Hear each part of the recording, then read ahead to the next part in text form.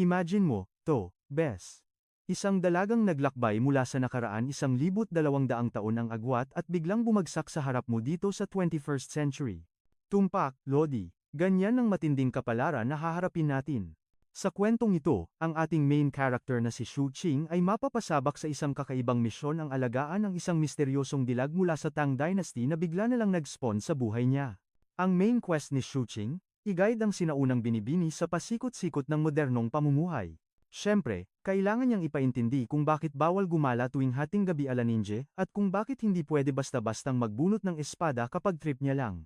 Isang wild ride ito para makita kung kaya ba ng ating hero na i-transform ang Tang Dynasty heroine na ito into a certified modern it girl. Magsisimula ang ating kwento sa gitna ng metropolis, kung saan bumubuhos ang malakas na ulan sa mga abalang kalsada. Sa gitna ng dagsa ng tao, agaw eksena ang ating bida, siya lang ang walang payong. Kumaripas siya ng takbo papasok sa dormitoryo at inumpisahang akyatin ang hagdan. Habang paakyat siya sa tuktok, biglang may narinig si Shu Qing na mga kakaibang boses na nagmumula sa kawalan.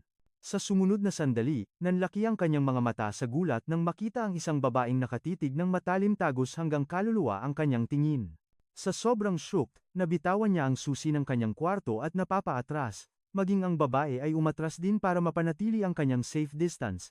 Inisip na lang ni Shu Qing na cosplayer lang si ate girl, kaya ipinagpatuloy niya ang pag-akyat na parang walang nangyari.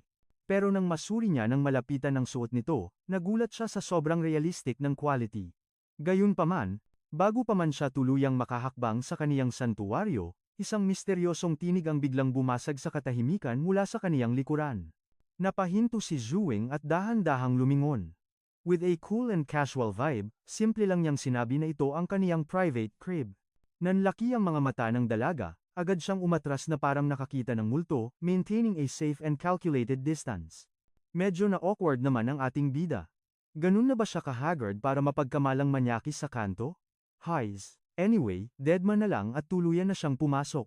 Before sealing his fortress, pasimple siyang sumilip sa labas. At laking gulat niya nakatayo pa rin doon ang misteryosong dilag basang-basa sa ulan. With a heavy sigh, isinara niya ang pinto. Time to relax, hinubad niya ang kaniyang soaked slippers at ang basang-basa niyang shirt. Fresh from a steamy shower, dumampot siya ng ice-cold cola at cat food. Melon, time to eat. Tawag niya sa kaniyang loyal companion. Like magic, lumitaw agad ang cute na furball. Kumikinang ang mga mata nito sa tuwa habang ganadong-ganadong nilalantakan ang kaniyang feast. Samantala, nilagok ng ating bida ang nakaka-refresh na cola feel ang bawat fizzy gulp, pero sa kaniyang paglingon sa bintana, mukhang wala talagang balak tumigil ang malupit na bagyo. Hindi siya mapakali. After a moment, nagdesisyon siyang silipin ang sitwasyon sa labas gamit ang peephole ng pinto. Himala, wala na ang babae. Dahan-dahan niyang binuksan ang pinto, iniisip na baka sumuko na ito at umalis. Pero laking gulat niya. Sa pagbukas ng gate, bumulaga sa kaniyang harapan ang babae nakatayo, naghihintay, at basang-basa. Awkward silence ensued. Bilang gentleman, inalok niya ito ng payong o tulong pauwi. Pero deadma ang dilag. Instead, tinanong nito kung saang lupalop ba sila naroroon.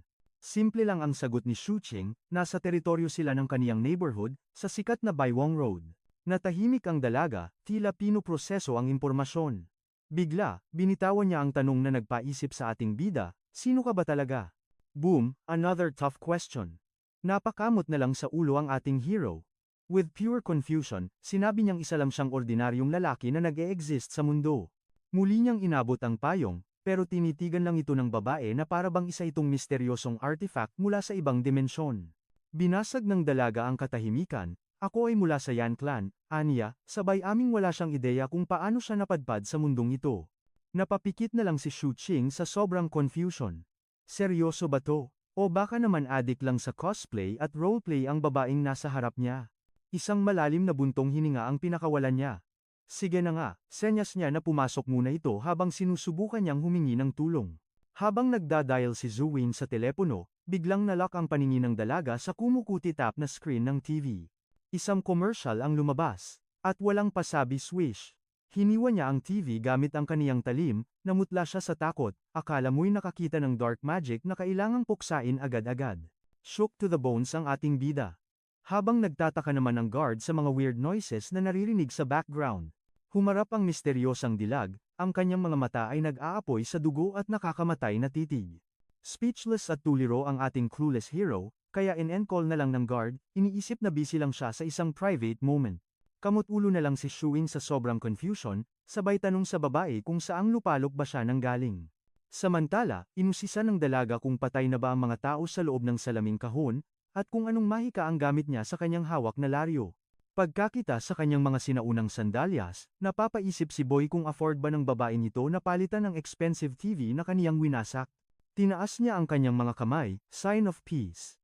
Nagpapaliwanag na good boy siya at pakiusap, ibaba na ang nakakatakot na espada. Nang hugutin na ng dalaga ang talim mula sa wasak na screen, lakas loob na tinanong ng binata ang kanyang pangalan at pinagmulan. Mabilis naman ang sagot niya siya si Jiang He, isang marangal na disipulo ng legendary Yan clan.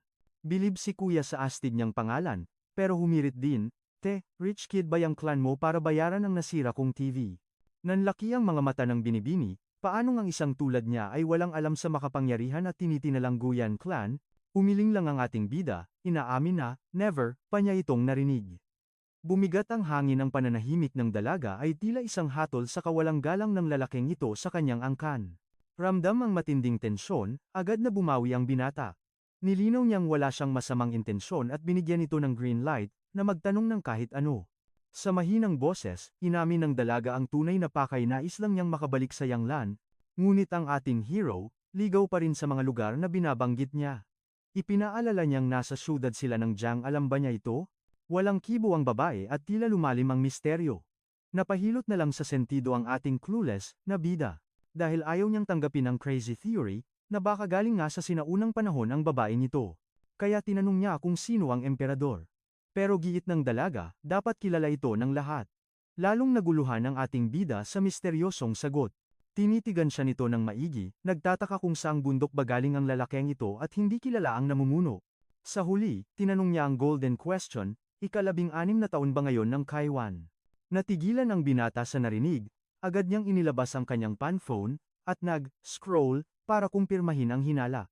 Nanlaki ang mata niya sa resulta, ang ika-16 na taon ng Kaiwan ay panahon pa ng ika-7 emperador ng Tang Dynasty, ang pinakamahabang rehimen sa kasaysayan. Para makasigurado kung legit na time traveler ito, sinubukan niya itong hulihin, kilala ba nito si Leongji, at ang iba pang alamat ng erang iyon. Lumiwanag ang mukha ng dalaga. Sa wakas, relate na sila. Tuwang-tuwa niyang tinanong kung saan matatagpuan ang mga ito. Napangisi ng alanganin si Shuqing. Pabiro niyang sinabi na baka sa Chinese mobile game na lang sila mahahanap ngayon. Biglang tumunog ang doorbell. Sa isang iglap, hinugot ng dalaga ang kanyang espada handang pumaslang ng intruder.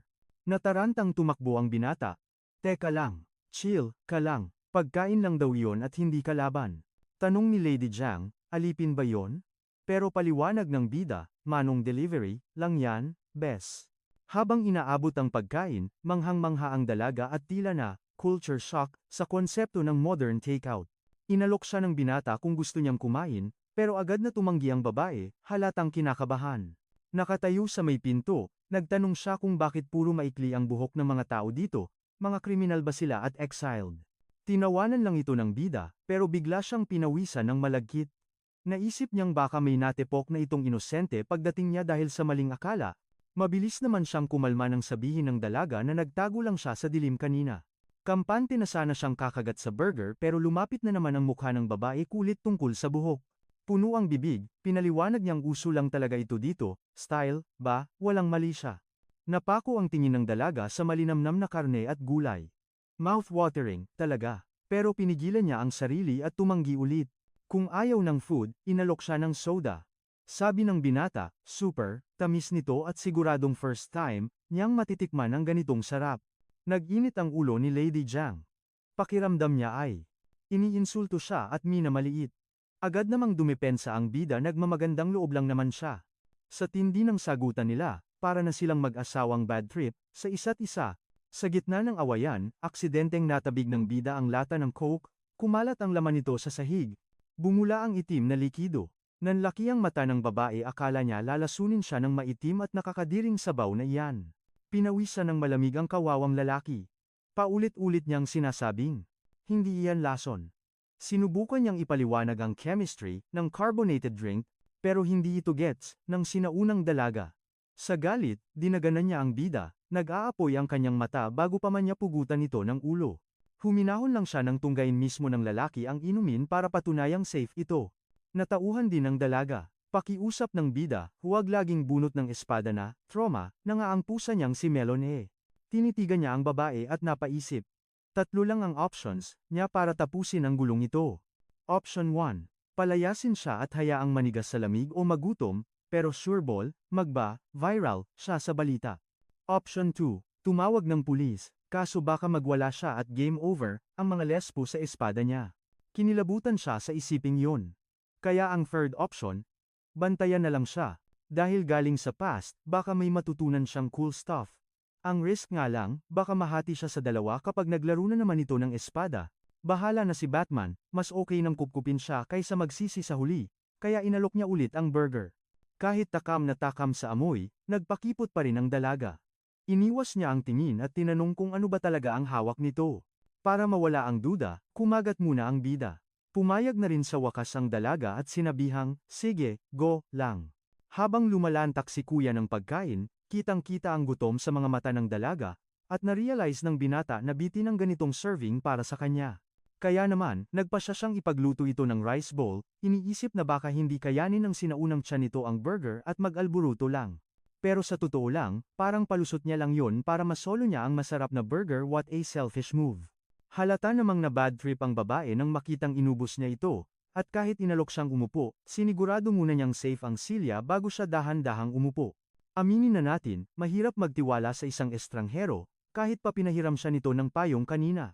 Dagdag pa ang kwarto niyang puno ng weird objects at ang kakaibang panlasa nito sa pagkain, kaya naman, pinili niyang manatiling alerto at nagtanong ulit kung nasaan ba talaga siya, na sinagot naman ng ating bida nasa Zhongcheng City sila.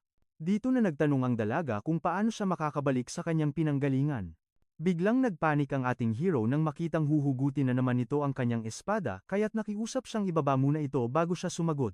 Nang masiguro niyang safe na, seryoso niyang ibinagsak ang balita, mukhang malabo na siyang makauwi dahil sobrang layo na nila sa kanyang tahanan. Nabuhayan ng loob ang dalaga at nagtanong kung gaano kalayo, ngunit mabigat ang loob na sinabi ng binata na halos 1,200 years ang agwat nila. Naguluhan ang babae sa ibig sabihin ng 1,200 years, kaya ipinaliwanag niyang ganoon na katagal ang lumipas mula nang lisanin niya ang kanyang panahon. Ang mga sikat na icon tulad nila Li, Yang Yuan, at Lu Chan. Ancient history na sila libu-libong taon nang patay at nakalimutan. Shocked ang dalaga sa revelasyong ito at diretsahang tinawag na sinungaling ang binata, pero hamon ng lalaki tumingin siya sa paligid, wala nang katulad ng dati. Ibang rules na ang nagpapatakbo sa mundong ito. Pwedeng maging astig kung makakasabay ka, pero delikado kung tatanga-tanga ka. Hindi pa rin kumbinsido ang warrior princess at tinutukan siya ng espada sa mukha, pero kalmado lang siyang pinaalalahanan na bawal ang weapons dito at kailangan niyang matuto ng batas. Dito na napaisip ang babae at nagtanong kung bakit ba siya pinag-aaksayahan ng panahon at tinutulungan ng lalaki. Paliwanag ng binata, parang noong iligtas niya ang mataba niyang pusang si Melon mula sa lupit ng kalsada trip niya lang tumulong. Pero mukhang maling analogy ang nagamit niya dahil lalong na bad trip ang dalaga, akala niya kasi ay ikinukumpara siya sa isang hayop. Matapos mag-isip ng malalim, na-realize niyang hindi naman siguro masamang tao si kuya dahil pinakain at pinasilong siya, kaya inulit niya ang tanong kung bakit siya tinutulungan. Sagot ng ating bida, hindi araw-araw ay nakaka-encounter siya ng kakaibang ancient girl, at aminin man niya o hindi, na-curious siya sa misteryo nito. Hirit pa niya, siguradong magiging curious din naman ang dalaga kung silang dalawa ang nagkapalit ng sitwasyon. Agad namang bumanat ang dalaga ng savage reply, kung ang isang weirdo na tulad niya ang napadpad sa ancient era, pugot ulo agad ang aabutin niya sa chief nila. Pinaalala na lang ng binata na ang era na ito ay puro peace, love, at good vibes lang. Binigyan niya ito ng ultimatum, habang nandito siya, kailangan niyang sumunod sa batas, huwag mananakit, at huwag maninira ng gamit. Matapos ang sermon, pinapili niya ito, tatanggapin ba niya ang tulong o mas gugustuhin niyang magpalaboy-laboy sa labas? Bago siya tumalikod, nagbigay siya ng final warning na huwag mananakit ng sibilyan para hindi makulong kaya't na-corner ang dalaga dahil wala naman siyang mapupuntahan. Inalok siya ng binata na kung gusto niyang magstay, o orderan siya ng masarap na pagkain, kapalit ang pagsuko ng kanyang espada dahil ayaw niyang madamay sa gulo at dahil gutom na, napilitan siyang bitawan ang kanyang sandata. Nang magkasundo na sila, nagsimulang mag-brainstorm ang binata kung anong pagkain ang hindi masyadong nakakagulat para sa panlasa ng isang ancient person. Muntik na siyang umorder ng mooncakes, pero naisip niyang mas safe bet ang classic na kanin at tinapay para hindi ito mabigla. Habang naghihintay ng food delivery, inutusang maligo muna ang dalaga, na nagtanong naman ng inosente kung saan siya dapat maglinis. Dinala siya ng ating hero sa banyo, at halos malaglag ang panga ng dalaga sa ganda at linis ng pasilidad. Sabi ng binata, hold your horses, dahil marami pa siyang madidiskubre, at siniguradong walang dapat ikatakot dahil harmless ang lahat ng gamit doon. Halimbawa na lang ang shower na tinitigan ng dalaga na parang isang kuryosong tuta na nakakita ng bagong laruan. Sinubukan niya ito, at hindi napigilan ng binata na kunan ng litrato ang cute niyang reaksyon bago itinuro ang shampoo at ang hiwaga ng toilet bowl. Pagkatapos ng tutorial, naghintay sa labas ang binata habang naliligo ang dalaga, at naghalongkat ng gamit para makahanap ng maisusuot nito. Sa di inaasahang pagkakataon, nabuksan niya ang pinto habang kakatok sana, at narealize niyang hindi pala marunong mag-lock ng pinto ang bisita. Gayunpaman, sinabi niyang wala siyang pambabaeng damit, kaya kailangan nitong magtiis sa kung anong meron habang naghihintay ng matinong susuotin. Bilang responsableng host, tinuruan niya muna ito kung paano i-lock ang pinto para iwas awkward moments. Ilang sandali pa, pinalabas na siya, at naiwan ang dalaga na ine-enjoy ang kanyang first ever modern shower experience. Tinikman pa nga ang bubbles ng shampoo bago idinura. Samantala, napapaisip ang ating bida kung panaginip lang ba ang lahat ng ito o totoong nangyayari. Kinuha niya ang espada ng dalaga, sinuri ang kumikinang natalim, at nagdesisyong ipacheck ito sa expert para malaman kung authentic ancient weapon ba ito. Lumabas ang dalaga mula sa banyo suot ang bagong outfit, at habang busy ang binata, tinanong niya kung ano ang sinusulat nito. Hindi agad sumagot ang lalaki, pero inabot ang papel na naglalaman ng listahan ng mga problemang dapat solusyonan, na siya namang tinitigan ng dalaga ng seryoso. Inilista niya ang mga pundian, must-have, items na kailangan niyang gamitin para sa kanyang daily survival, sa modernong mundo. Nagsimula siyang magreklamo sa suot niya, pero smooth, na bumanat ang binata. Maganda raw siya, pero chill lang, hindi siya dumada moves. Simpleng compliment lang naman ito, parang casual, na pagbati sa tuwing may nakikita tayong attractive na tao. Pero wa-epek ang charm niya. Sinupalpal siya ng dalaga at sinabihang tigilan ng mga breezy na banat. Biglang naagaw ng pansin niya ang ancient straw slippers nito. Agad niya itong pinatago at nangakong bibilhan siya ng upgrade. Kinabukasan, habang shoot starstruck siya sa cuteness ng dalaga, biglang may kumatok. Halos atakihin sa puso ang Gun Lady Warrior, pero delivery guy lang pala na may dalang pagkain. Napaisip tuloy ang ating bida para itong ligaw na pusa, laging alert at ready to kill. Inilabas niya ang food packs at iniabot ito sa kanya. Dito naalala ni Lady Jiang ang babala ng kanyang vice captain. Kapag may tumulong sa iyo ng libre, siguradong may kapalit na hidden agenda. Bumuhos ang luha ng dalaga sa takot at pagdududa, pero sa huli ay sumilay ang isang matamis na ngiti. Naniniwala na siyang good guy, ang binata. Pagkatapos niyang lantakan ang pagkain, nagdesisyon si Shu Qing na it's time for a serious talk. Pinaalalahanan niya ito, wala na siya sa primitive era, kaya kailangan niyang i-update ang kanyang mindset at paniniwala. Kung aasa lang kasi siya sa kanyang espada para mabuhay sa mundong ito. At kung papatayin niya ang nag-iisang taong tumutulong sa kanya, game over, na siya wala pang isang linggo dahil sa gutom. Kaya ang payo niya, tigilan na ang pagwawagayway ng patalim at mag-focus sa leisure activities, gaya ng panonood ng TV. Ipinakilala rin niya ang power ng smartphone. Ang bottleline, safe, siya rito at walang magtatangkang manakit sa kanya.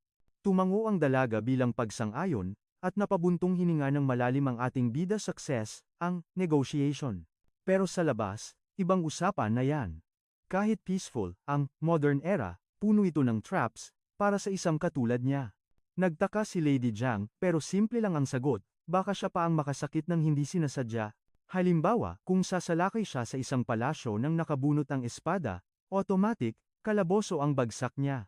Ganoon din ang batas sa mundong ito, walang exemption, at walang sasantuhin. Ipinaliwanag din niya ang konsepto ng ID system. Kapag nasita siya ng mga parak at walang maipakita, trouble na naman.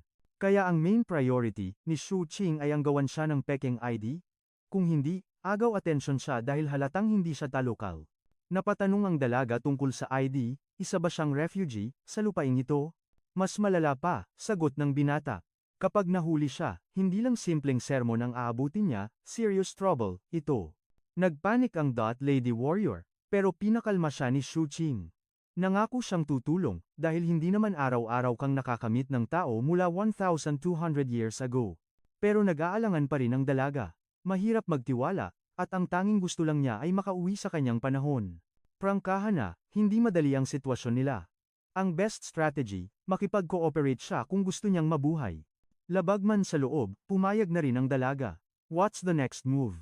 Walang paligoy-ligoy na utos ni Shu Qing, una sa lahat, ban, na ang pagbunot mo ng espada. Habang tumatahimik ang paligid, biglang naghanap ng katsikahan ang dalaga nasaan daw ang asawa ni Shu Qing para may gossip partner siya. Medyo hurt ang ego ng binata, pero inamin niyang single at available pa siya. Gulat na gulat ang Gone Lady Warrior. Biglang binalot ng nakakabinging katahimikan ang buong kwarto. Agad na nagpaliwanag si Shu Qing normal lang maging binata sa edad niya. Para mawala ang awkwardness, itinuro na lang niya ang spare room. Tumango na lang ang dalaga at sumunod sa kanya patungo sa magiging temporary sanctuary niya. Magulo ang kwarto, pero flash mode na naglinis si Shu Qing. Nakagawa naman siya ng cozy space na sapat para sa isang tao. Halatang hindi impressed ang dalaga sa tinutuluyan niya, lalo na at kasama niya ang isang lalaking tingin niya ay weirdo. Kumuha ng ekstrang kumot si Shu Qing at inayos ang higaan.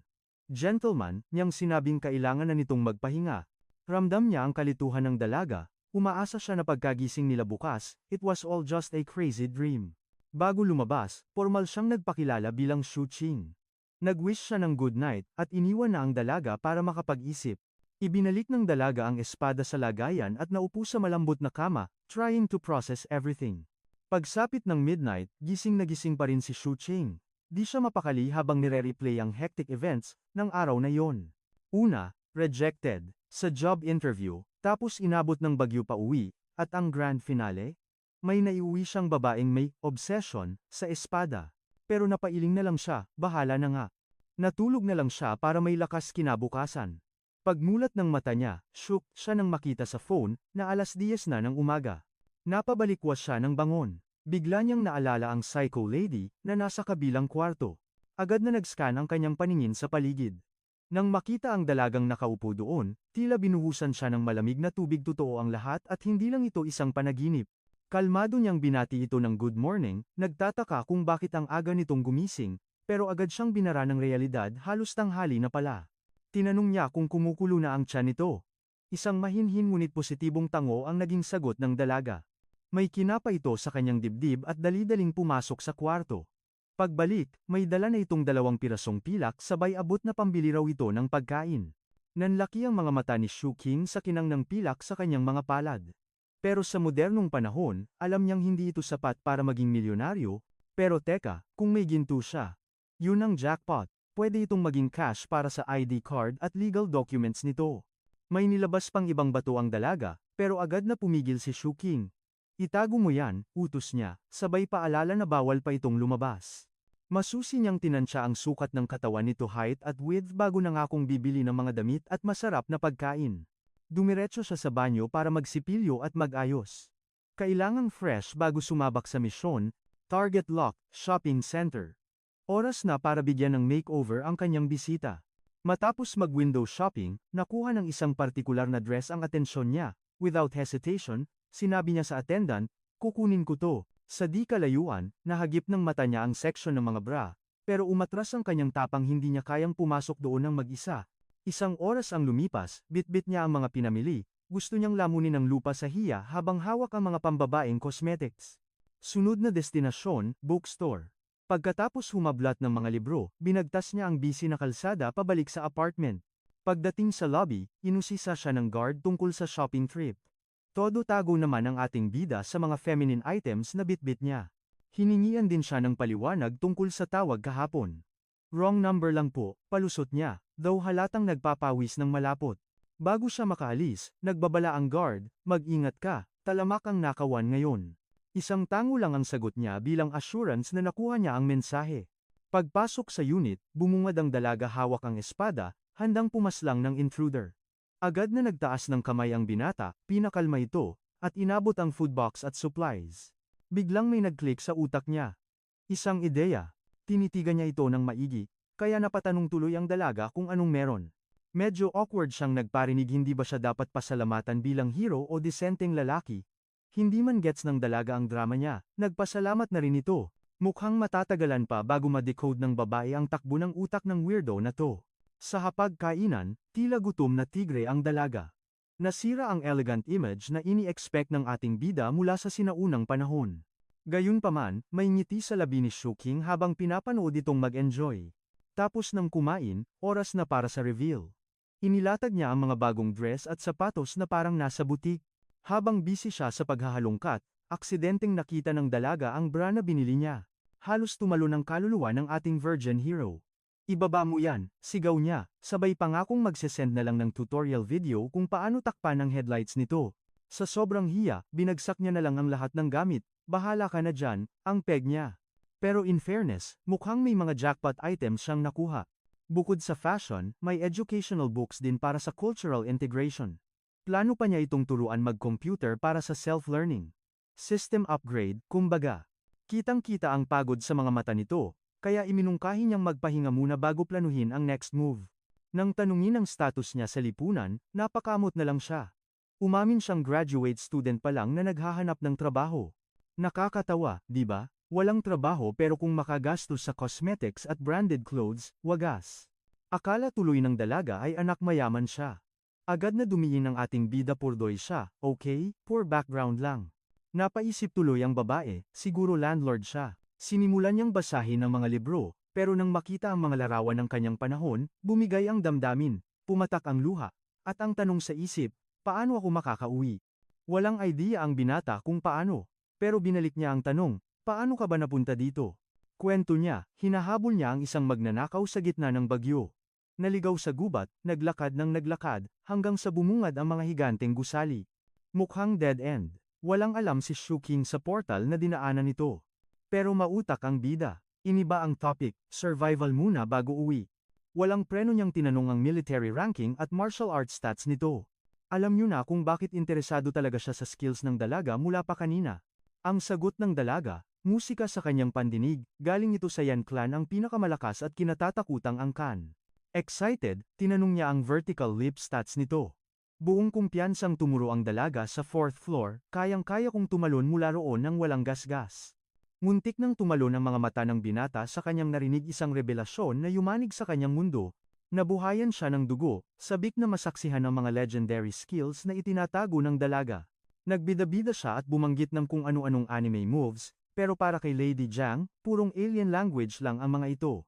Nag-feeling main character siya at nagmakaawang maging disipulo ng dalaga para matuto ng kung fu. Pero sinampal siya ng katotohanan, matigas na ang buto niya para sa cultivation at wala na siyang pag-asang lumakas.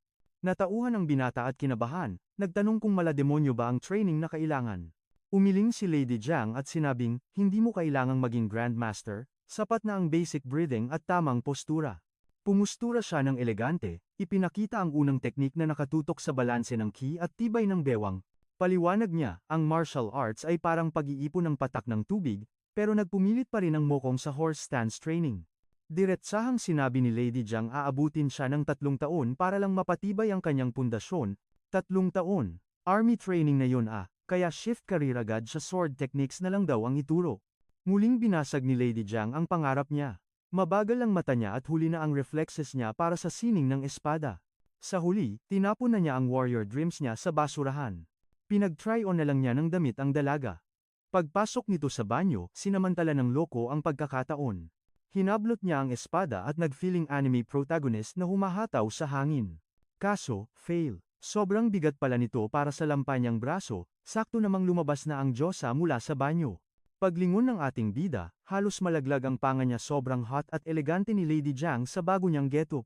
Parang hulma sa katawan niya ang damit, fit na fit. Umikot pa siya para i-check kung may masikip sa kanyang balat. Napansin ng binata ang sabog na buhok ng dalaga. Nakalimutan pala niyang bumili ng panali kaya inutusan niya itong ayusin muna. Nang maayos ito, boom, level up, ang ganda, legit wife material talaga ang datingan. Naluha ang loko sa sobrang emotion. Nakonsensya siya sa pagmamaliit sa talino ng dalagang galing sa nakaraan. Bilang bawi, ipinangako niyang ilalabas siya mamaya para sa isang date at bibilhan ng dissenting hair tie. Pagkagat ng dilim, sumilip si Lady Jiang mula sa kwarto at nakitang busy sa computer ang binata.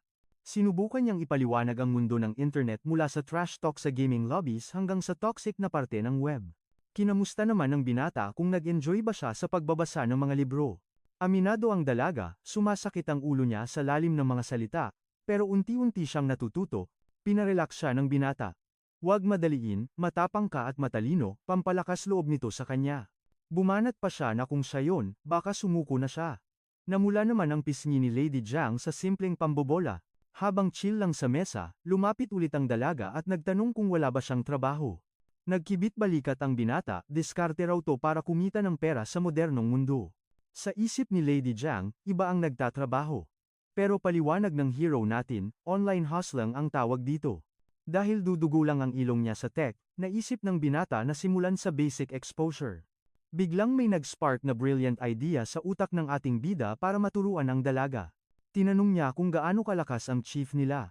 Sagot niya, sobrang lakas. Kaya nag-play siya ng video para ikumpara ang power level. Nanlaki ang mga mata ni Lady Jiang, tila may kislap ng kuryente nang makita ang intense fight scene sa screen. Tuwang-tuwa naman ang binata at hiningi ang reaksyon ng dalaga sa napanood. Nangangatog ang boses niya, inaming ngayon lang siya nakakita ng ganitong klaseng galawan na nakakapanindig balahibo. Pinakita pa ng loko ang isa pang video, isang lalaking winasak ang pader gamit lang ang isang palad. Dito na tuluyang na-trauma si Lady Jiang, halos mawalan siya ng kulay sa takot. Nangangatog siya habang nagtatanong kung lahat ba ng tao dito ay may taglay na God tier na lakas. Agad namang kumambyo ang binata, kalma, fiction lang yan, hindi totoo at gawa-gawa lang. Lalong nag-init ang ulo ng dalaga. Niloloko lang ba siya nito sa mga pinapakita? Giit ng binata, purong kasinungalingan ang nakita niya. Produkto lang ito ng malikot na imahinasyon ng mga tao dito. Ang martial arts na nakita niya ay base lang sa pantasya at paniniwala ng mga taga-modern world. Kahit eksaherado, mukhang unti-unti nang nagegets ni Lady Jiang ang takbo ng mundong ito. Tiniyak ng binata na huwag siyang mag-alala sa paglipas ng panahon, magegets din niya ang sining ng mundong ito. Tanong naman ni Shuing, mas malakas ba ang kung fu ng chief niya kaysa sa nakita sa video? Aminado ang dalaga, talo sila sa effects. Inusisa rin siya tungkol sa flying techniques. Totoo raw ang mga ito, pero piling masters lang ang nakakagawa. Masyado kasing OA, ang mga pelikula, may hangganan pa rin ang lakas ng katawan ng tao.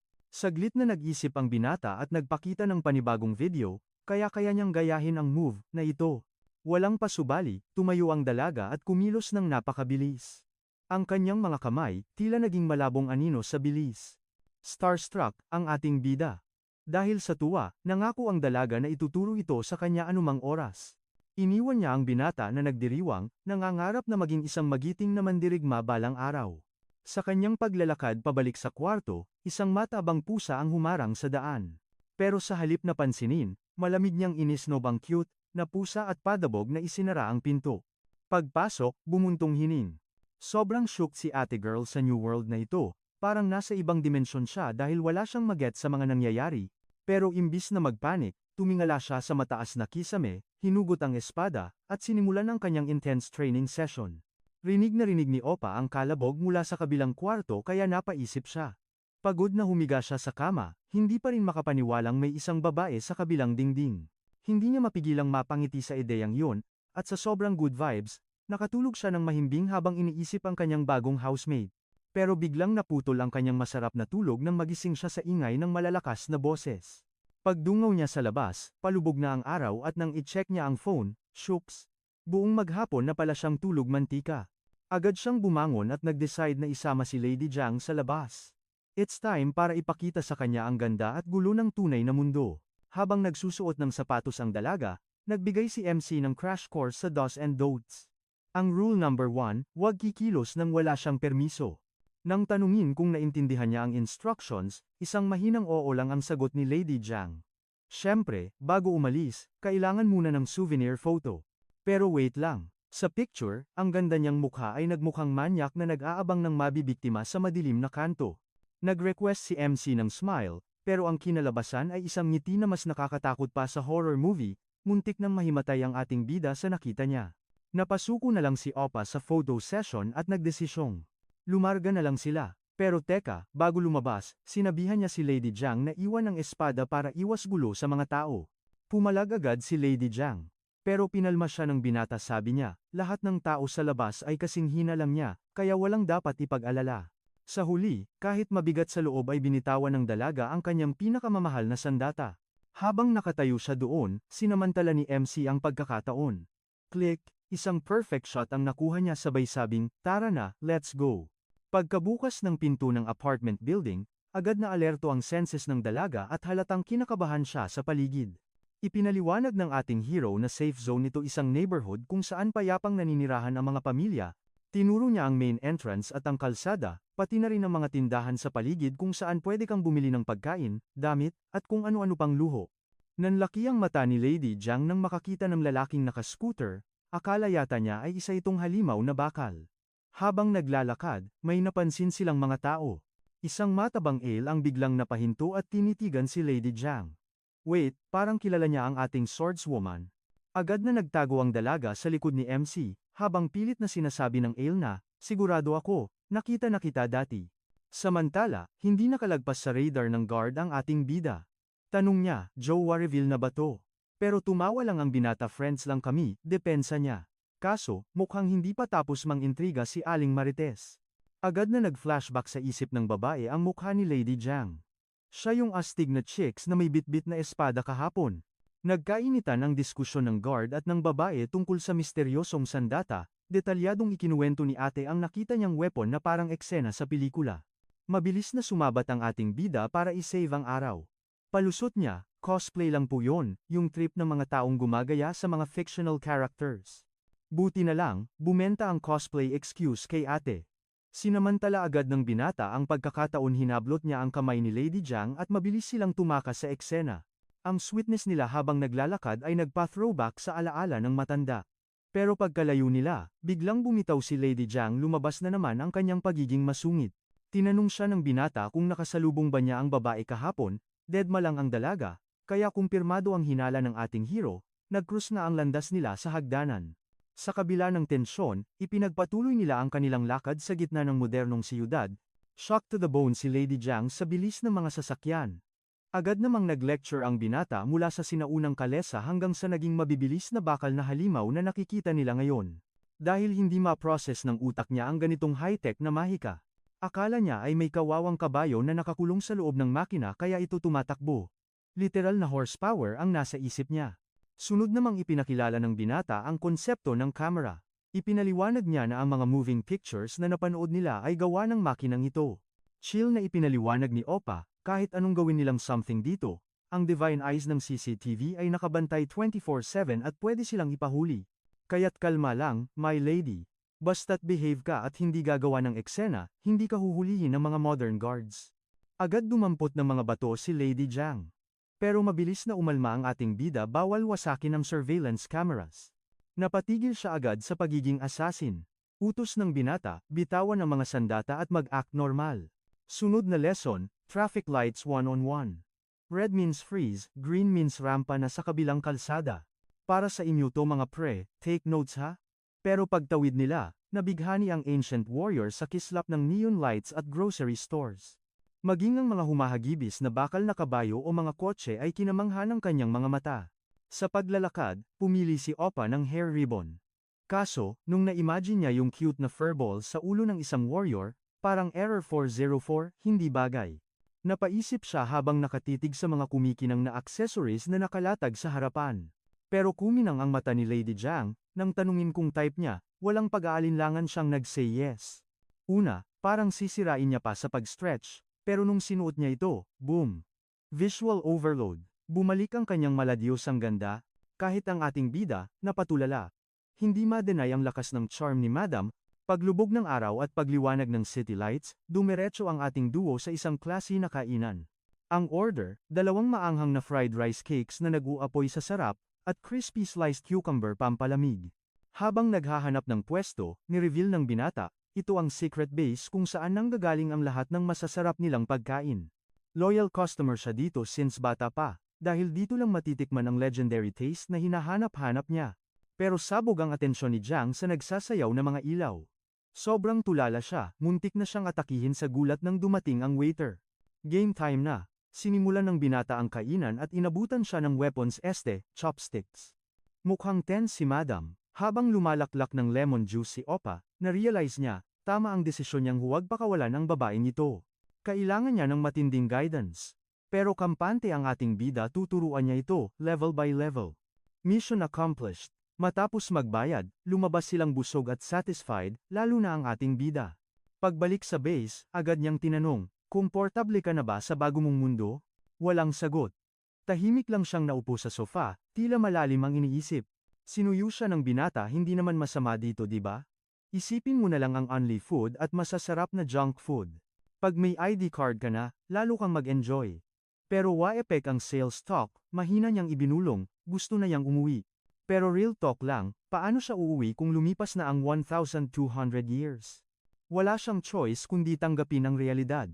Ang tanong ngayon, paano sosolusyonan ang kawalan niya ng identity? Aminado siyang hindi siya government official, pero nangako siya, gagawan niya ng paraan, sagot kita. Namula ang pisngi ng dalaga, ramdam niya ang sincere na tulong ng binata. Sa wakas, tinawag siyang young warrior bilang respeto. Sagot naman ni Kuya, sa mundong ito, identity is power. Kung wala ka nun, talo ka. Bigla niyang naalala, nasaan na yung listahan na binigay ko kahapon. Tinuro ni Madam ang basurahan. Facepalm si Opa, utos niya, kunin mo yan, dali. Habang pinupulot ang papel, nagtanong ang dalaga, paano kung hindi maayos ang ID ko? Diretso ang sagot ng bida, Eddie, isa kang criminal. Wala na akong magagawa dun. No ID, no entry sa buhay. Walang trabaho, walang bahay, bawal sumakay sa bus. Ang ID card ang holy grail ng modern society. Nagka-ideya si Lady Jiang, kung magpapayaman ako, hindi ba mawawala ng saysay ang ID na yan? Umiling ang binata, mali. Paano ka magbabangko? Paano ka bibili ng cellphone? Paano ang online shopping?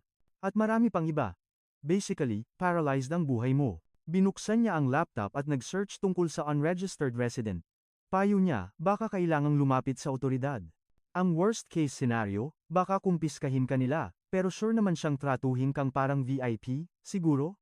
Agad hinawakan ni Lady Jiang ang kanyang espada, ituturo mo ba ako? Panik si Opa, joke lang. Kalimutan mo na, mag-aral ka na lang muna.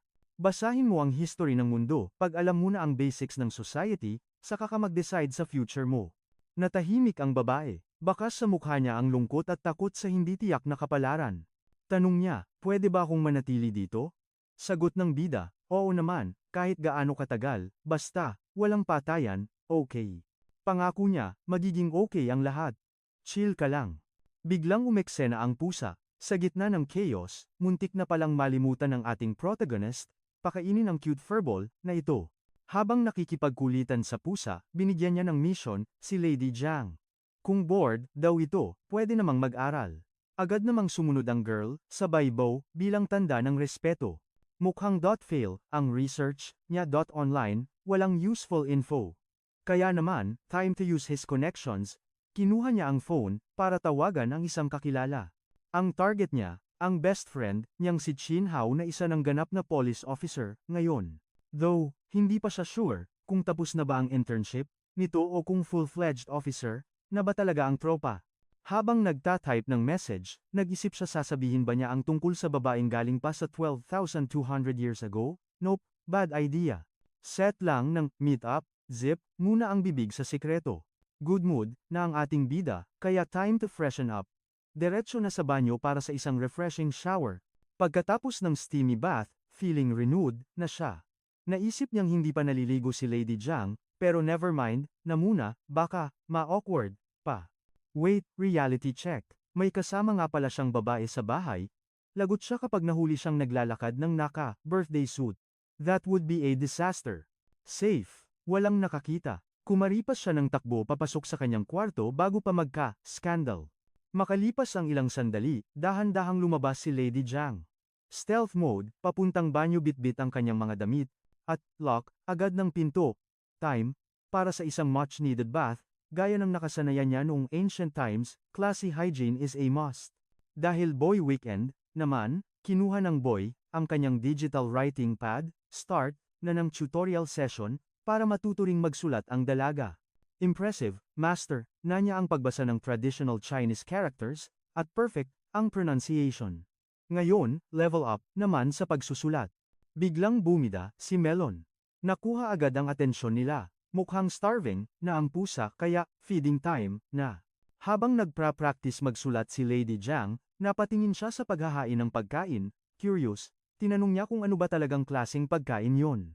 Paliwanag ni Shu Qing, exclusive, ito para sa mga pusa. Bigla namang nag-imagine si Lady Jiang akala niya, namimitas lang sila ng cat food pouches, mula sa matataas na puno. Asterisk what a wild imagination. Asterisk. Asterisk, suddenly asterisk. May kumatok sa pinto. Nagmadali ang boy, para kunin ang delivery, food is here. Inabot niya ito sa dalaga. Dinner sorted, na raw dahil aalis muna siya para kitain ng tropa at asikasuhin ang ID card problem. Walang hesitation, digin, agad ang ating heroine.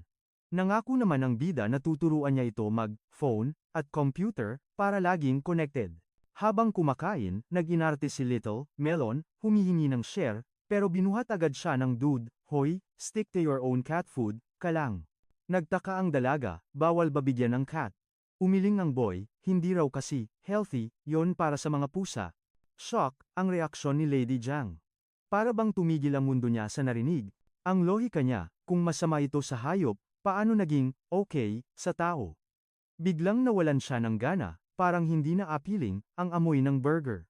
Logic error. Shortly after, tinuruan niya si Lady Jiang gumamit ng Discord para maka-message sa phone niya, making it clear, na hindi siya papasok sa loob ng computer, technological waves, ang magdadala ng boses niya, magic of science, ika nga. Pagkalabas ng dormitory, napakamot na lang siya ng ulo. Worried, kung okay, lang ba talaga ang lahat sa loob? Finally, matapos ang bus ride, nakarating din. Pagbaba, naspatan niya agad ang kaibigan sa malayo, kumakaway na parang VIP. Face to face at last. Isang maangas na batian ng magkaibigan. Sinalina ni Officer Chin ng cold beer, ang ating bida. Take note, first time niya itong ginawa para sa kanya. Special moment, pagkaupo, nagtanong ang kwelay, pwede ba uminom ang pulis? Sagot naman ni Chin Hao, chill, lang, off-duty, naman siya at civilian attire. Tao lang din naman daw siya. Order time, pinili ng boy, ang mga delicious, napulutan na enjoy, niyang kakainin. Cheers! Nagbungguan ang mga baso, tinanong ni Shu Qing kung kumusta ang buhay bilang isang outstanding police officer. Diretsahang sagot ni Chin Hao, terrible, yung mga kwentong hero saving the day? Puro nonsense, lang yon. Ang couple, reality, tagapag-awat lang siya sa mga couple, na nag-aaway at taga-ayos ng drama, ng mga matatanda sa siya neighborhood, bihira ang pet action. Walang magnanakaw, puro petty disputes, at that daily nonsense, lang ang hinaharap niya. Boring. Pero hirit ng ating bida, look at the bright side. Ibig sabihin, payapa ang buhay ng mga tao. Good vibes, naman yun diba? Kahit nahate, na ni Chin Hao ang trabaho ngayon, ito talaga ang ultimate dream, niya noong bata pa siya. Ang kaso, sad reality strike, tumigil ang growth spurt niya sa 1.6 meters, alam niyang ang minimum requirement ay 1.7 meters. Grabe ang iyak niya noon sa balikat ng ating bida. Heartbreaking moment. But then, a miracle. Pinalitan ng height requirement ng high jump test.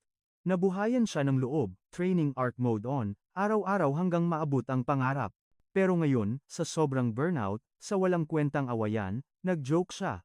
Kahit babaeng may hawak na espada, papatulan ko magkaroon lang ng action, agad siyang sinaway ng ating hero. Uy, bad omen, yan, wag kang magbiro ng ganyan. Biglang change topic, ang boy, pasimpleng nagtanong, paano kung may homeless na amnesia patient na gustong magka-ID pero zero proof? Subtle interrogation technique. Real talk naman ang sagot ng officer, hindi basta-basta nakakakuha ng ID at malamang shady character ang taong ganyan ang background. With full authority, inusisa ng pulis kung sino ba talaga ang tinutukoy ng ating bida at saan ito nakatira. Nag-imbento ng palusot ang binata, kesyo kwento raw ito ng anak ng kapatid ng nanay ng kaibigan niya. Pero supalpal agad siya ng officer. Tigilan mo ko sa mga drama mo, paalala nito sa kanya. Na kapag walang solid proof of identity, like blood test o documents, asa pa silang makakakuha ng valid ID card. Hindi pa rin tumitigil ang ating bida, paano kung unknown identity talaga? Yung parang taong grasa lang sa kanto. Diretsahan ang sagot ng pulis, kapag kahina-hinala ang galawan, automatic na investigasyon ang katapat niyan. Ramdam ng bida ang matalim na tingin ng tropa, kaya depensa agad, Hoy, wag mo akong titigan na parang nagtatago ako ng fugitive. Giit niya, hindi siya nandito para mag-cover up ng krimen. Tumango naman ang kaibigan, relax pre, tiwala naman ako sa'yo. Suggestion ng tropa, kunin ang basic info ng stranger. Pwede ring gumamit ng directory o DNA analysis para ma-verify ang pagkatao nito. Biglang na bad trip ang friend niya, tama na nga yan, sabay lagok ng kanyang malamig na beer. Hirit naman ng ating bida, ikaw naman, naghahanap lang ako ng topic, mismo na agad ako eh. Pabiro niyang inabot ang kanyang mga kamay at nagdemand na pusasan na siya ng tropa para ma-experience naman daw niya ang thrill ng isang interrogation. Pero pagkatapos ng kanilang kulitan at asaran, binalik ng ating bida ang usapan sa seryosong topic tungkol sa ID card, pero matigas pa rin ang pagtanggi ng opisyal. Nagbigay ito ng malupit na rason kung easy access lang daw ang pagkuha ng bagong identity, magkakagulo ang mundo dahil sa mga kriminal na papatay at magpapalit anyo na parang wala lang. Tuloy-tuloy ang kanilang debate kasabay ng walang humpay na tagay, hanggang sa bumigay na ang katawan ng opisyal at bagsak na ito sa kalasingan. Sinubukan siyang gisingin ng ating hero, pinaalala ang duty niya na ayusin ang away ng mga lola sa neighborhood, pero alak na lang ang nasa isip ng mokong. Kaya naman, inawat na ng bida ang waiter at siya na ang nagsettle ng bill habang humihirit pa ng isa pang round ang kumpare niya. Dito niya nalaman ang isang good news, may 50% discount promo pala kapag umabot sa 100 yen ang order. Kaya nag-take out siya ng maraming isda para kay Lady Jiang. Iniwan na niya ang humihikab na tropa at dumiretso pa uwi bitbit ang pagkain, medyo disappointed siya na walang nakuhang lead sa investigasyon, pero chill lang siya at hindi nagpapaka-stress sa mga bagay na hindi niya kontrolado. Pagpasok sa bahay, naabutan niyang mahimbing ang tulog ng dalaga. Parang nag-short circuit ang utak at puso niya habang nakatitig sa malaanghel nitong ganda, hindi sigurado sa emosyong nararamdaman. Biglang nagising ang dalaga, at medyo nagulat nang makitang nakabalik na pala ang kanyang kasama. Pinakita ng binata ang dala niyang feast, at mahina at nahihiyang nagpasalamat ang babae, pero hindi kontento ang bida sa simpleng thank you. Mapaglaro niya itong pinilit na lakasan ng boses kaya namumula ang pisngi na sumagot ito. Salamat po, young warrior. OA naman ang naging reaksyon ng lalaki. Nag-flex pa ito na sisiw lang daw ang task at maliit na bagay lang yun para sa kanya. Habang inaayos ang pagkain, tinanong siya nito kung naparami ba ang inom niya. Umiling siya at nilabas ang yogurt pack sabay turo kung paano ito kainin ng tama. Sinimulan niyang dilaan ang sweet and sour na yogurt at ginaya siya ng dalaga, na surprisingly ay nag-enjoy sa bawat tikim nito. Sinabihan niya itong kumain na ng marami at huwag hayaang lumamig ang espesyal na handa. Habang papasok sa banyo para maligo, hindi niya mapigilang mapangiti iba ang feeling na umuwi sa bahay na may naghihintay sa'yo. Paglabas niya ng banyo, fresh siya nang harapin ng dalaga, tinanong niya kung na-check na ba nito ang mga damit bagay na ikinalito ng babae noong una. Bigla niyang naalala ang bra na binili ng binata. Halos lumubog siya sa kinatatayuan sa sobrang hiya at excitement. Mukhang hindi effective ang panonood niya ng tutorial sa YouTube kanina, kaya dali-dali siyang tumakbo sa banyo para magbihis at itama ang lahat. Kinakabahan siya. Sanay kasi siya sa mga plain outfits na bumabagay sa mood niya, pero ngayon, isang classy at luxurious dress ang susubukan niya. Napapaisip tuloy siya. Magmumukha kaya siyang isang prickly princess kapag suot na ang bagong outfit? Yung tipong Diyosa pero nakakatusok ang aura? Nilatag niya ang bra at dress sa kama. Ritual muna isang mainit na ligo, tapos blow dry ng hair. Preparation ito para sa isang total transformation, sobrang grateful siya sa binata na umaalalay sa kanya sa adjustment phase na to. Pero reality check, hindi pwedeng habang buhay siyang aasa. Hanggang saan ba aabot ang limited knowledge niya sa modernong mundong ito? Kinabukasan, tumagos na ang sinag ng araw sa bintana. Lumabas ang dalaga mula sa kwarto, kusot mata at halatang puyat.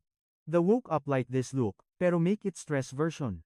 Samantalang ang ating hero, mukhang kanina pagising, fresh, at ready to seize the day. Tinanong siya ni Lady Jong kung nagtatrabaho ba siya, ng maaga.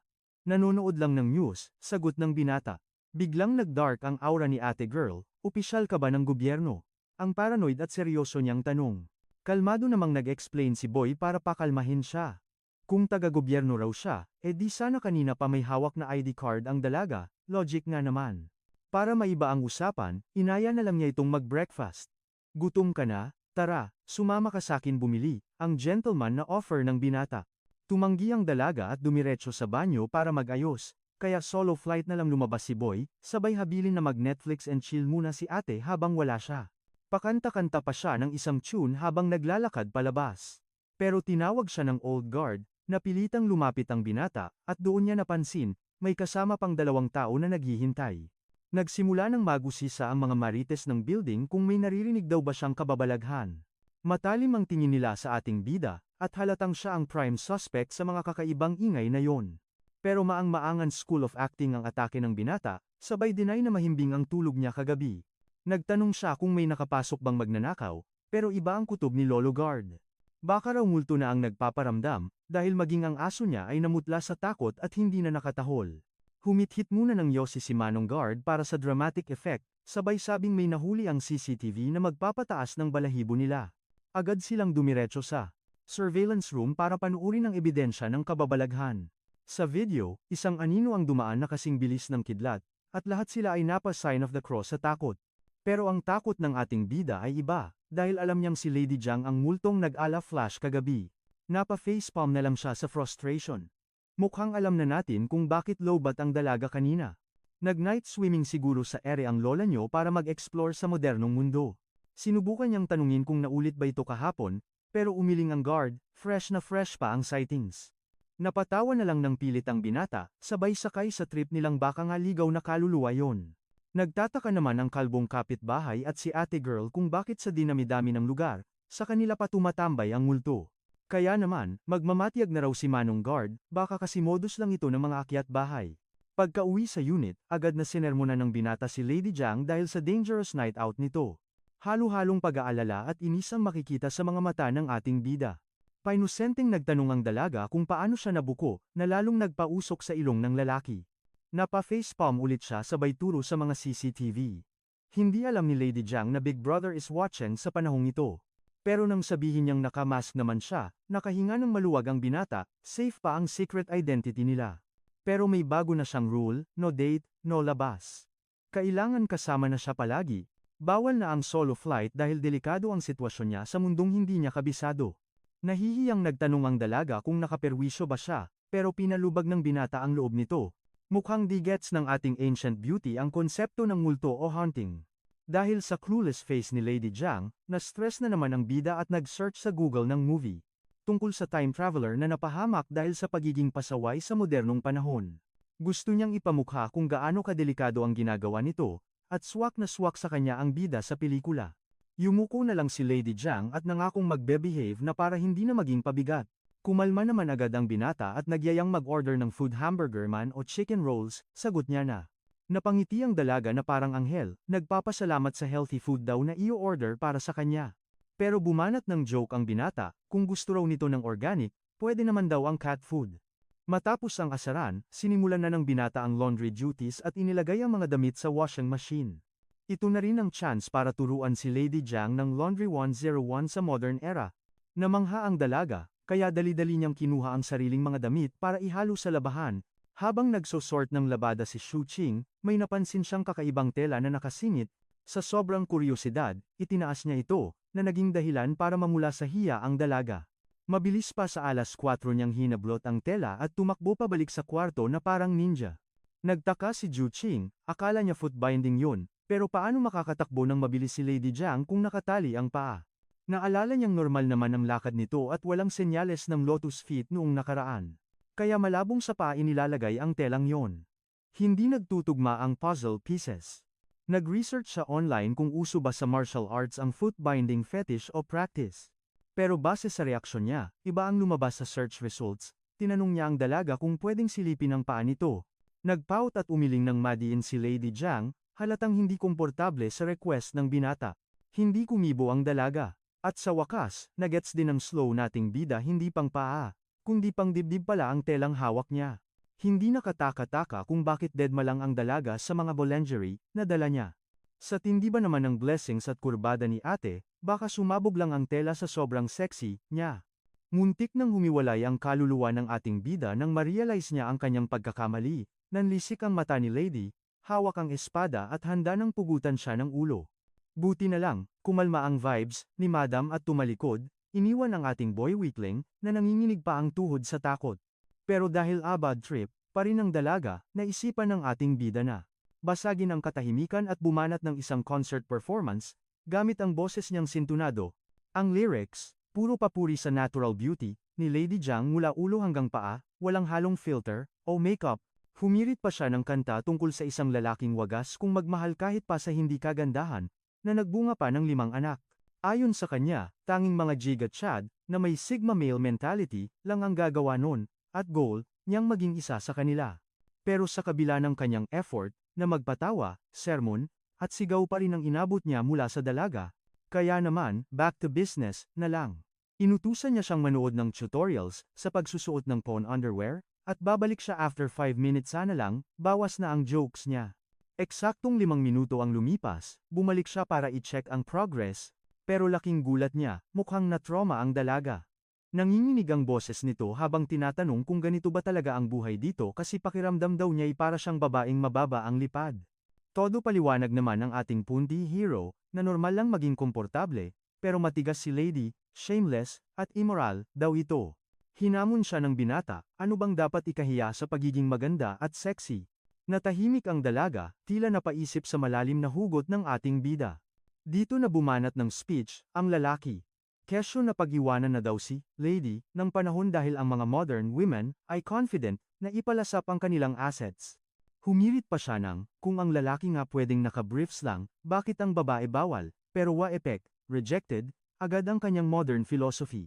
Dahil mukhang pop dead end, ang pakikipagtalo, nag-iba na lang ng estratehiya ang ating guy para pakalmahin siya. Ibinida niya na bukod sa trabaho at aral, ang computer ay ultimate machine din para sa gaming, pinaalalahanan niya ito tungkol sa toxic fans ng Apex Legends, kaya dinala niya ito sa Toolsome World ng mga jumping plumbers. At sa unang tingin pa lang, na love at first sight, agad ang dalaga sa makulay na mundo ni Mario. Habang busy si Madam sa pagwasak ng speedrun records, tumakas muna ng tahimik ang ating bida para hindi makaistorbo. Pag-uwi niya, saglit niyang inistorbo ang gaming session, para ituro ang teknik sa pagtalo sa final boss. Pagkatapos ng kanilang laro, lowbat, na ang ating bida kaya umidlip muna siya, habang si Lady, ay tuloy-tuloy pa rin sa pag-grind, sa laptop. Sa katahimikan ng kanyang kwarto, napagtanto niya kung gaano siya kaswerte na hindi siya natanggap sa trabaho nung maulan na araw na yon. Dahil kung nagkataon, paano niya pagsasabayin ang career, at ang pag-aalaga sa isang 25-year-old ancient beauty, siguradong quit, agad siya. Nang kumalat na ang golden hour, sa kwarto, bumalik ang ating bida para yayain ang dalaga.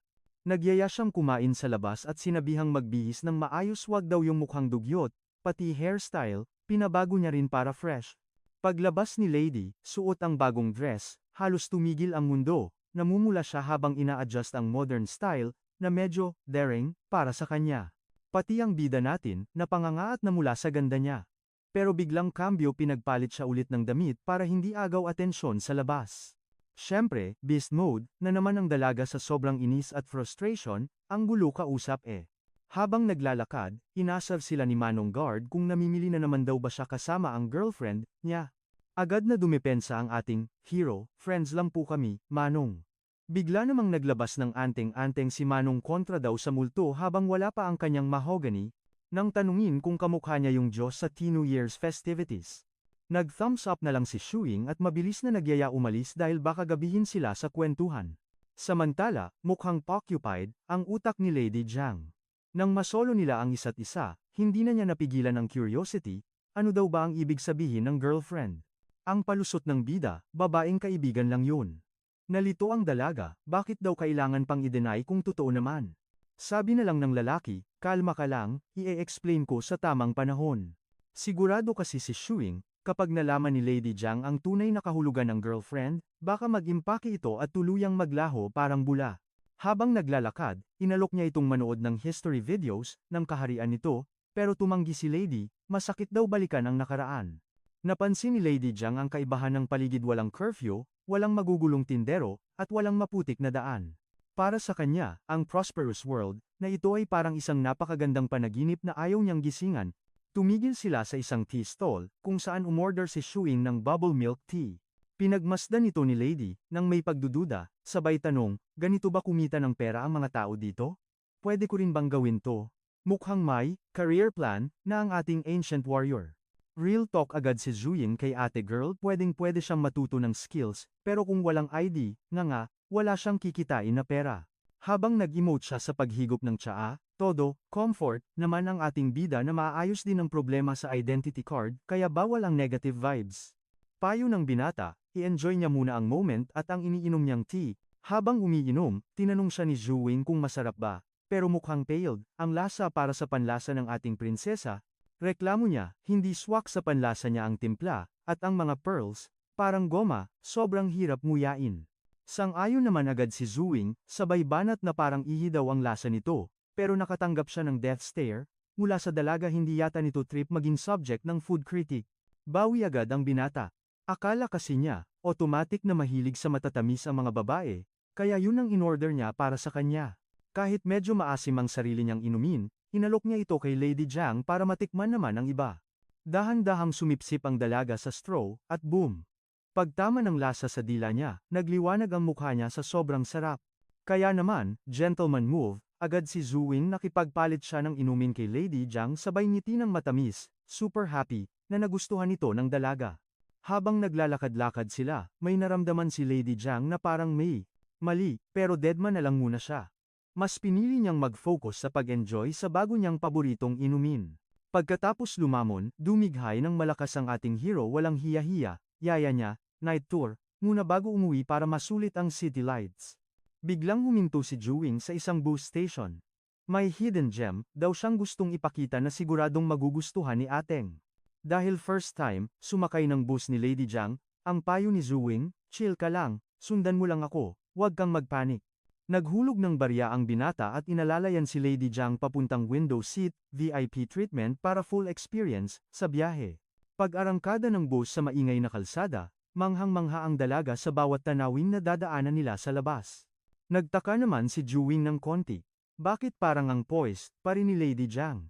Inaasahan niyang magwawala ito sa gulat sa unang sakay sa bus. Simple lang ang sagot niya, sanay na daw siya sa mga luxury carriage. Noong sinaunang panahon, iba rin ang flex niya. Pagbaba sa Liang Bridge Station, ipinakilala ni Zhuwing ang modernong paraiso na tinatawag na Lanjiang. Proud na proud niyang ikinuwento, dati, liblib na lugar ito sa panahon ni Lady Jiang, pero ngayon, ito na ang puso ng nightlife, at kasiyahan. Tulalang nakatitig ang dalaga, hindi makapaniwala na posible ang ganitong klaseng liwanag at ganda sa mundo. Hamon ni Zhuwing, aralin daw niya ang kasaysayan kung ayaw maniwala. Sa tabi ng ilog, nilabas ang phone, hindi pwedeng walang souvenir photo. Sakto namang lumingon si Lady Jiang sa kanya, kaya nabuo ang isang perfect pose. Click, kuha agad ng ating bida ang isang masterpiece shot na pang Instagram. Dito na rin nangako si Zhuwing, pagkaayos ng ID mo, eroplano naman tayo, isang konsepto ng paglipad na nagpabaliw sa imahinasyon ng dalaga. Muling nagbigay ng reassurance, ang binata, sa ngayon, tiis ganda muna tayo sa maliit kong kwarto habang inaaral mo ang mundo. Parang batang mausisa, nagtanong siya, kapag naintindihan ko na ang lahat, ano na ang kasunod? Napaisip ang binata bago sumagot ng malalim. Ang premyo, tunay na kalayaan, malalaman niya ang tama at mali para sa sarili niya, at may e-enjoy, ng totoo ang future world. Silip sa orasan. It's time, anunsyo ni Zhuwing na parang may grand reveal.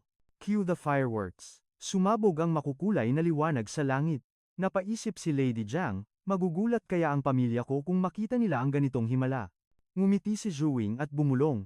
Enjoyin mo na lang ang moment na to para sa kanila. Napaka-wholesome. Kinabukasan, sakit ng ulo ang almusal ng ating hero. Bakit kamo? Nasa balita lang naman si Lady Jiang, nagpa-parkour at ninja moves, sa mga poste ng kuryente. Lukot ang mukha ng binata, pero sa totoo lang, nakahinga siya ng maluwag at medyo na-reassure. Dahil sa Midnight Ninja Exhibition ni Ateng, naging alerto ang mga guwardiya. Safe ang Tat neighborhood, walang magnanakaw na uubra. Biglang napansin ni Lady Jiang ang kumpulan ng mga tao sa labas at puno ng kuryosidad na itinuro sila, anong ganap doon. Kinilabutan si Shuang nang ma-realize niya ang totoo nagpapatawas at ritual na ang mga kapitbahay para tabuyin ang multo na walang iba kundi si Lady Jiang. Balik kain na lang sila. Pero bumanat si Lady Jiang, ang lifestyle, morito, parang nasa bilangguan. Ouch, burn. Natawa na lang si Zhuwing. Bilangguan ba yung nag-shopping tayo, nanood ng documentary, kumain, umiyak sa anime, at nag-dinner ulit? Otaku lifestyle ang tawag dyan, at ito ang tunay na home sweet home, paliwanag niya. Pero loading, pa rin ang utak ng dalaga, kaya dahan-dahang nagpaliwanag si Zhuwing. Ang pananatili sa bahay ay kalayaan-kalayaang pumili kung anong gagawin at saan tatambay.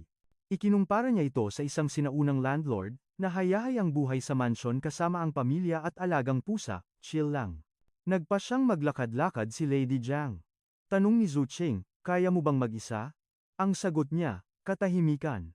Silence means no. Kaya ayun, sermon mode ang abot niya. Inisa-isa ni Zhu Qing ang lahat ng panganib at kahinaan ni Lady Jiang, na parabang denied agad ang request. Utos ni Xu Qing, wag muna siyang umalis hanggat clueless pa siya sa takbo ng mundo.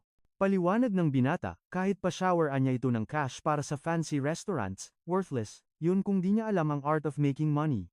Malamang, one-day millionaire lang ang peg niya. Ang choices?